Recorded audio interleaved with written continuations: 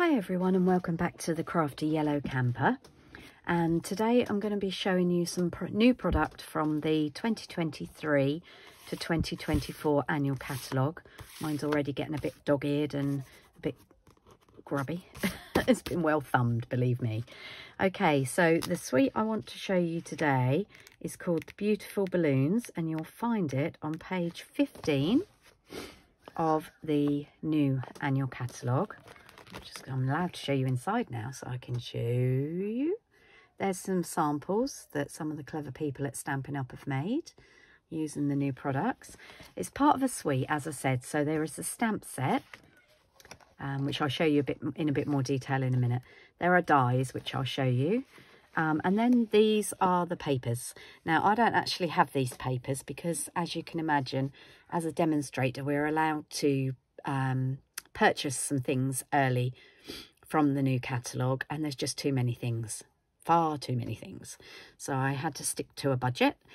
So I don't have the papers yet, but I'm going to show you in the card that we're making how you can make your own papers.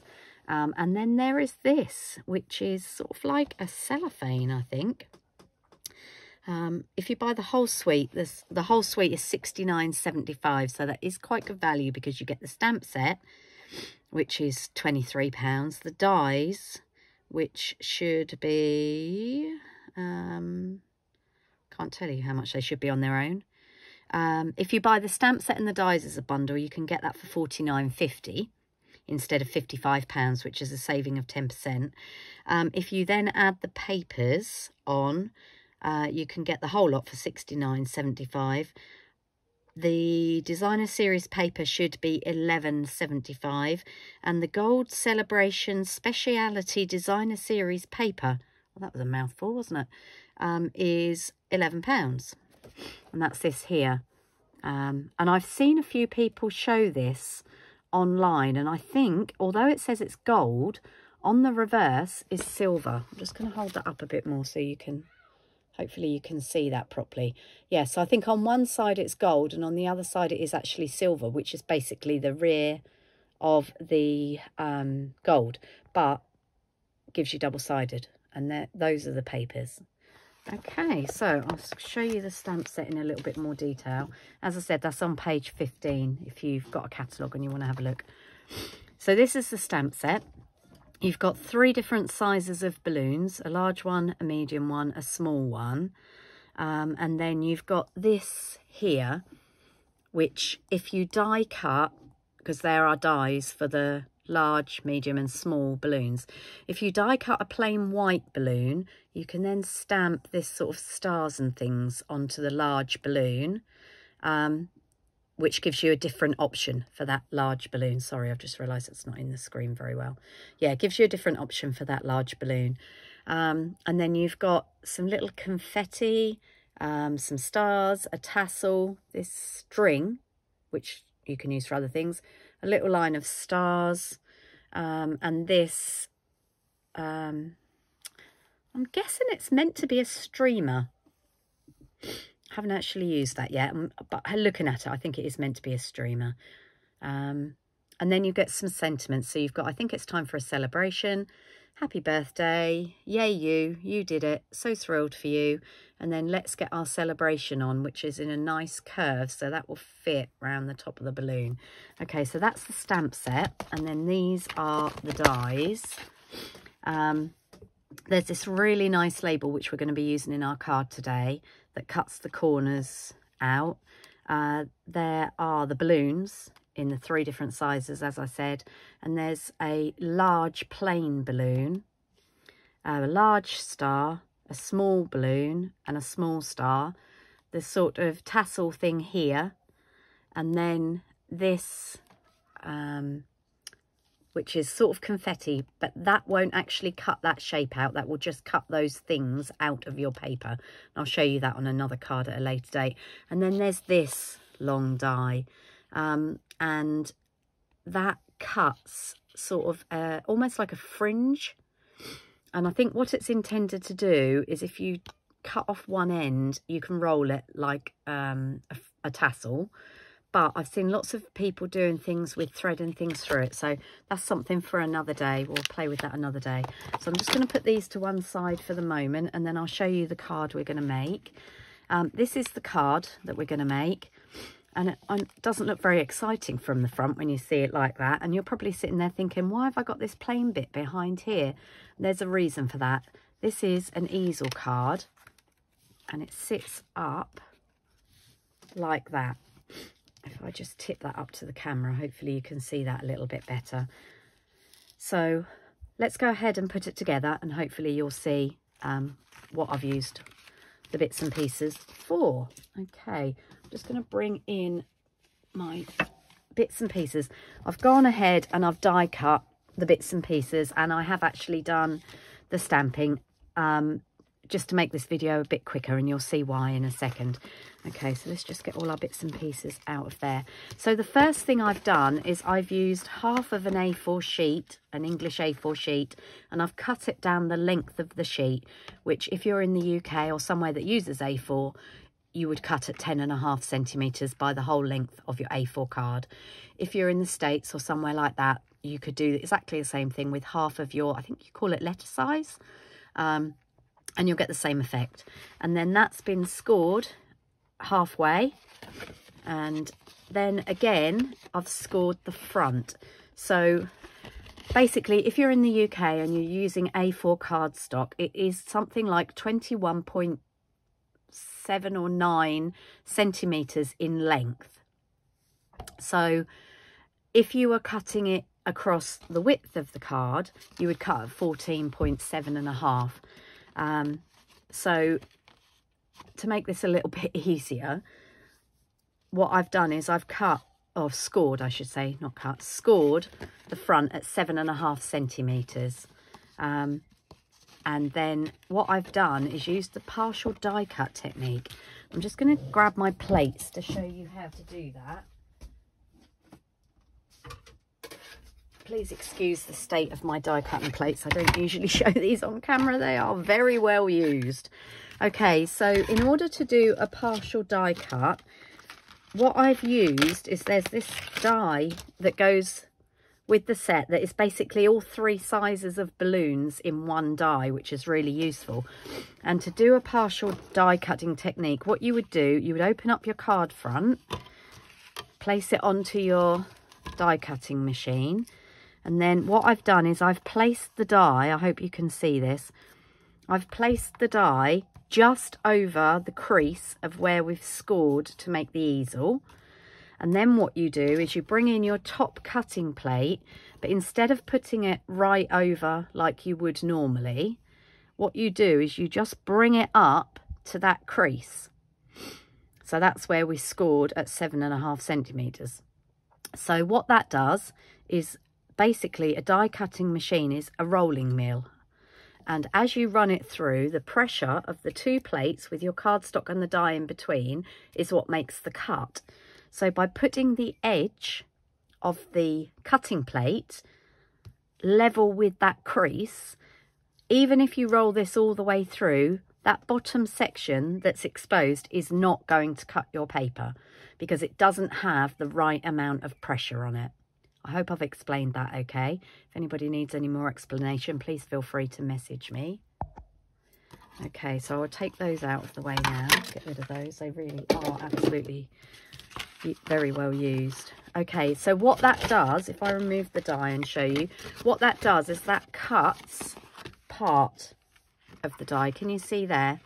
So this is our die we use. So it hasn't cut this piece below the score line. It's only cut out this piece on the top. And that's called a partial die cut. Okay, I'm just going to pop that die away because I don't want to lose that.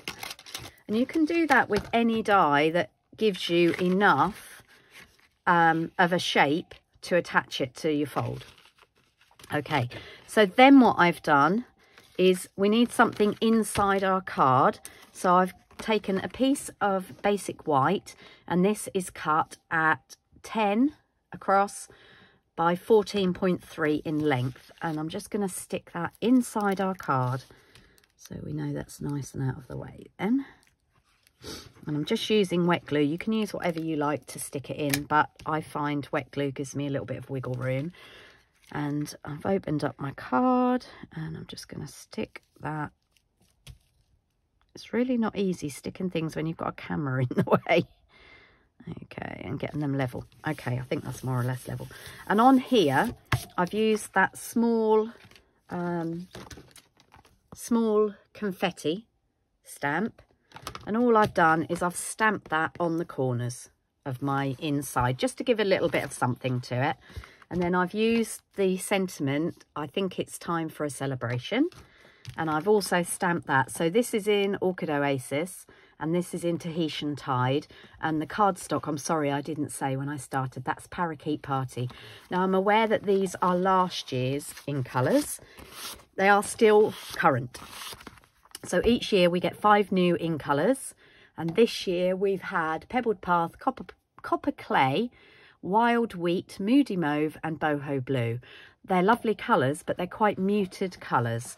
And I wanted this to be really bold and bright. So I've actually gone for last year's in colours, which are Sweet Sorbet, Tahitian Tide, Parakeet Party, Orchid Oasis, and there is Starry Sky, but I haven't used that on this card. But I just felt that they were really nice, bright colours for this card. Okay, so then what I've done, because I don't have the designer series paper, if I did have the designer series paper, I would cut a section to go here. But we can't always have everything all at once. So I wanted to show you how you can make your own designer series paper. So all this is a piece of basic white. Do you know, I still keep calling it Whisper White and it hasn't been that for a while. A piece of our basic white, and I've used the stars, the confetti and the balloon string. I forgot about the little stars there, because I could have used those. And all I've done is I've randomly stamped, and these are in Tahitian Tide, Parakeet Party and Orchid Oasis, and we're going to stick that to the front. So if you haven't got the matching papers, always have a look on your stamp set, because generally speaking, Stampin' Up always have some little infill stamps in their stamp sets, and they are perfect for making your own DSP. And what I did was I just stamped all over a piece of basic white, and then cut it into the size that I needed. And this is 10 by 7. Okay, centimetres, obviously. Right, now what we're going to do is we've got our balloons. Now, part of the reason I've gone ahead and done this is because it's involved quite a lot of heat embossing, and that's really noisy, and you don't need to watch me do that. Most of you know how to do it. For those of you that don't, I am going to heat emboss on our label. So what I've done is I've stamped the balloons on the colours that match the colours that I've used for the stamping. But what I've done is I've stamped them with Versamark, and then I've bought in copper embossing powder. Now, for the eagle-eyed of you that are watching this video, you will notice that this is the old Stampin' Up logo. This is the new one. So if you buy embossing powders now, they will come with this logo on the top. The reason I've got this one with the old logo on the top is because this stuff lasts forever. So this is the copper embossing powder. And you can see I've made 8 of these cards actually, and you can see that there's still a bit left in there. It really does last a long time. They're not sold individually anymore. They used to be, but they're now sold in a pack of metallics and a pack of basics. So in the metallics you get copper, silver and gold, and in the basics I think it is white, clear and black. Let me just double check that for you. Because they last so long, I haven't had to order any for a little while. So that's embellishments. That's heat and stick powder. don't be confused by this white powder in the catalogue. This is actually called heat and stick powder. So that's for use with gilding flakes. So that isn't embossing powder. Ah, here we are. Yeah, here are the embossing powders. So in the... oh, they've put heat and stick powder in there again as well as it being on the other page. So in the embossing kits, yes, the basics is black, clear and white. And the metallics are copper, gold and silver. And you can find those on page 136 of the catalogue. Okay, let's just get that out of the way. Okay, so what we're going to do now is we are going to attach our balloons to the partial die cut. So what I've done is I've stamped them, I've die cut them, and then I have just added some dimensionals to the back because we want these to stand up. And then what we need to do is we need to just line these up with the die cuts. Okay, so that big one's going there. This is our... oh, I haven't put a... what am I doing? I haven't put a dimensional on the back. Where have I put them? There they are. Okay, so I've put two on the bigger one, and I'm just putting one of the large dimensionals onto the back of the smaller two. A lot of people use way more dimensionals than me, but I like to be frugal with them, especially now they've gone up in price. Okay, so I've got my balloons stamped on Tahitian Tide, Orchid Oasis and Sweet Sorbet. So once you've put those on there, all you need to do is make sure that the partial die cut folds up, which you can see it does. Okay. And then what we're going to do, I've die cut one of these labels. And if I hold it up, you can see the die cuts these little stars and confetti pieces out of the label and a hole in case you want to tie it on with ribbon. And what we're going to do on this, we are going to heat stamp. So I've got my greeting and it says happy birthday. It's out of the same stamp set.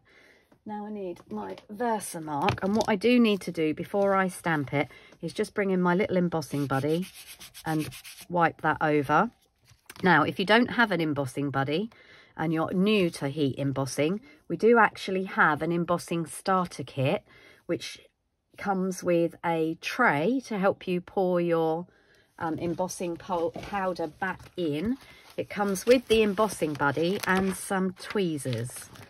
And you can find it on page 136. It's called an Embossing Additions Toolkit and it's £26. And as I said, you get the embossing buddy, some reverse tweezers, a small brush and the powder pal, which is the dish. You can just see it here, look. So this is the edge of the dish and this unscrews, which means you can pour your embossing powder back in the jar without getting too messy. Okay, right. So I've gone over that with my embossing buddy. I already had an embossing buddy and tweezers and the tray. So you'll notice that I'm using a slightly different tray. If you're starting though, that is an excellent kit. I would thoroughly recommend that. The only reason I didn't buy it is because I've got all the component parts and I'd rather spend my pennies on other new things. Okay, so what we're going to do, we're going to use the Versamark and we're going to stamp. Now you'll notice I'm on a foam block, and that is because these are photopolymer stamps. Now I wanted to show you, you can use Versamark without embossing it if you just leave it to dry. So this highlights basically the colour that you stamp it onto. So you can actually leave that to dry and use that as is, and it would look like you've stamped on it in that coloured ink. But today we are going to heat emboss it, so I better stop waffling and get on with it. Otherwise that Versamark will dry. You do get a little while. Okay, and I'm just going to tap that off. And by going over it with our embossing buddy, you can see I haven't got any stray embossing powder anywhere. If anything, I've missed a little corner there. So I'll put that back on. Yep. Okay, and then just siphon off what's left back into your pot. and pop the lid on. Always put the lid on. Now, when you're heat embossing, it's a good idea to heat up your heat gun first. So excuse me while I do that. Hopefully you can still hear me talking to you over the noise of my heat gun. Now, we don't want this to warp because this is going to be our stopper for our easel card. So the best thing to do, I've found, to stop warping is to heat from the underside. Okay, so I'm just going to bring my heat gun up so that you can see. And what will happen is, as it gets warm underneath, you can see the embossing powder. Can you see that start to melt from underneath? It's like alchemy. I'm just going to turn that round to the other end so I don't burn my fingers. And there's a little bit there that we haven't got, and by heating it from underneath, there you go, it's melted. So you can heat from on the top, or you can heat from underneath. Okay, so that's that all done. So I can move that out of the way. Take my foam mat away. It is always a good idea if you're using photopolymer stamps to always use a foam mat.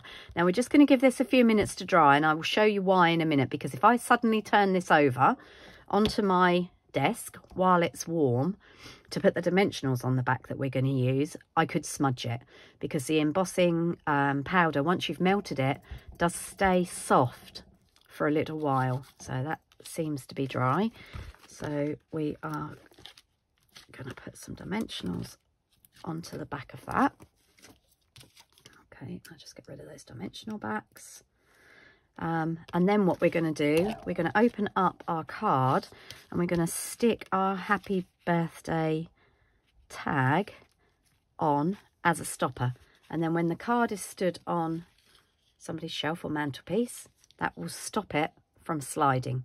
Okay, so it's just one more thing that I wanted to show you. So that's our card, and I should probably show you. It folds flat and it fits in a standard C6 envelope, and then when the person receives it, they just fold it open like that. Now there's something, oh, we haven't finished the card yet actually, but I just wanted to show you this while I have my embossing powder out. So this is a balloon that I did earlier, and as I said, you have to be really careful with embossing powder, and I picked it up and I scratched it there with my nail. Okay, so it's cool now. So what I wanted to show you was my Versamark pen. Now, Stampin' Up don't sell these, but you can get these online and from craft shops if you're lucky enough still to have a bricks and mortar craft shop near you. They're double-ended, so there's a fine end and there's a wider end. And you can use these for writing and then embossing. And what I'm going to do, I'm just going to go over that gouge that I made in the embossing powder while it was still warm. And then what I'm going to do is bring in my tray and my embossing powder. And I'm just going to tip a little bit of embossing powder over that Versamark pen. And you can see it's filled up that gouge with powder. Always put the lid on. You never want to sneeze, believe me. I've done it. Right, and then again, I'm just going to heat up my gun. And then we'll heat from underneath again. Use a pair of tweezers, don't do as I do. Okay. Now, it's not a perfect fix, but it has filled in that gouge. Okay, so I could get away with using that if I wanted to. And having one of these Versamark pens is really handy for if you stamp. That's what happened up here. It's not a perfect fix, but I stamped and the stamp didn't stamp so well. So you can fill small areas in.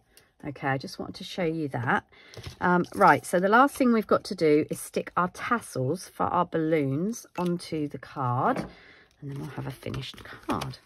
So what I'm going to do for that, the Tahitian Tide and the Sweet Sorbet, I'm going to put glue onto the back of those. Just a tiny dot.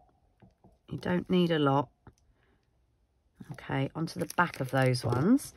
And they get stuck to the actual card underneath the balloon where it would be tied on.